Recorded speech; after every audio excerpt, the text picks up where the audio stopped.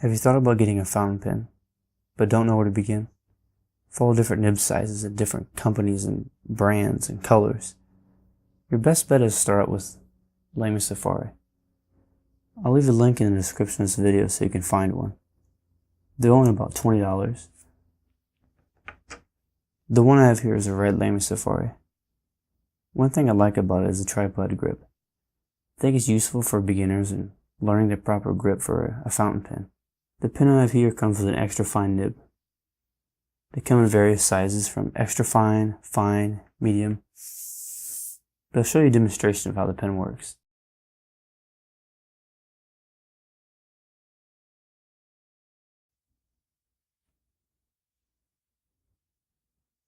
Not much pressure is needed. This pen is not a flex nib, so line variation does not vary. If you want a pen with a flex nib, a good option would be the Noodler's Ahab. Before buying this pen, you're going to need a converter for it. That's so you can fill it with ink. Without it, you can only put cartridges in it, and cartridges are a bit more expensive. I'll leave a link in the description of this video so you can find one. They're only about $5 to $6, but I'll show you the inside of the pen. This is a converter here, and this is where the ink goes. This pen's durable. Although it doesn't have a flex nib, for a beginner, it's very good. And as a beginner, you don't want to start with a flex nib due to the complication of the varying line widths.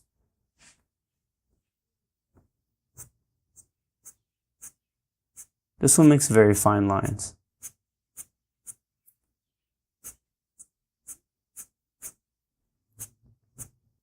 I really enjoy the tripod grip of this pen. Although there has been complaints by some people that they don't like it, I feel it suits me and it suits beginners that are getting into fountain pens.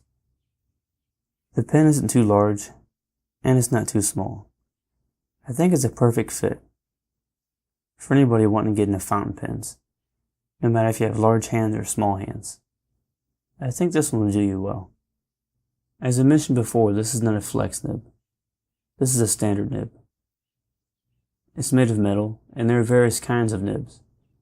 There are gold nibs, and there's the standard metal ones like this one. I take this apart to show you the feed system, but this one currently has ink in it, and I don't want to get ink everywhere. But this is the nib. This is the feed system, and as you press the pen against the paper, ink comes out here. I'll give you another example. If you enjoy cross-hatching, or drawing with detail, this is a great pen for you. It's a dry writing nib, maybe that has a scratchy feel, which I think is good if you want a good feedback from your pen. And the extra fine nib allows you to make great detail, to draw precise lines for whatever you're creating. Some good papers for this pen would be the Borden Riley Paper of Paris for pens. Another good one would be the Moleskine, Kyer, and other various kinds of Moleskine sketchbooks. The Crescent Render, Pentalic sketchbook, and other papers that have a soft surface. Although this does have a scratchy feel, it's not very bad.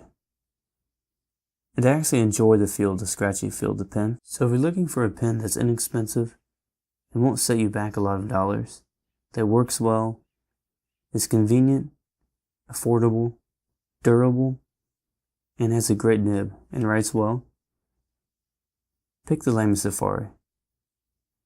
You can't go wrong with it. It's a great pen.